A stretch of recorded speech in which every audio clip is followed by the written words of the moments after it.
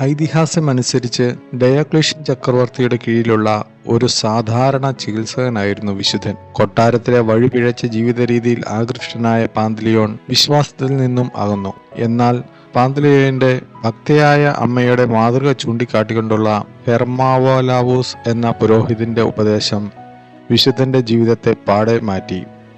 അതേ തുടർന്ന് വിശുദ്ധൻ തന്റെ സമ്പത്തെല്ലാം പാവങ്ങൾക്ക് വീതിച്ചു കൊടുത്തു. രോഗികളിൽ ഏറ്റവും പീഡിതരും പാവപ്പെട്ടവരുമായവരെ സുഖപ്പെടുത്തുവാനുമായി തന്റെ കഴിവ് മുഴുവൻ ചിലവഴിച്ചു. ജീവിതം മുഴുവൻ അദ്ദേഹം ക്രിസ്തുവിനായി സമർപ്പിച്ചു. ക്രിസ്തുവിലുള്ള വിശുദ്ധന്റെ വിശ്വാസ നിമിത്തം മാക്സിമിയൻ ചക്രവർത്തി വിശുദ്ധനെ പിടികൂടുവാൻ ഉത്തരവിടുകയും തുടർന്ന് ബന്ധനസ്ഥനാക്കുകയും ചെയ്തു. ചക്രവർത്തി വിശുദ്ധനെ നിരവധി മർദ്ദനമുറകൾക്ക് വിധേയനാക്കി. എന്നാൽ ഈ പീഡനങ്ങളെ അതിജീവിക്കുവാനുള്ള ശക്തി യേശു വിശുദ്ധന് നൽകി. അവസാനം മൂർച്ചയേറിയ വാളുകൊണ്ടുള്ള ഒരു വെട്ടിനാൽ വിശുദ്ധൻ തന്റെ സഹനങ്ങളിൽ നിന്നും മോചിതനായി. ചികിത്സകരുടെ മധ്യസ്ഥനായിട്ടാണ് വിശുദ്ധ പാന്തലിയോണിനെ പരിഗണിച്ചു വരുന്നു.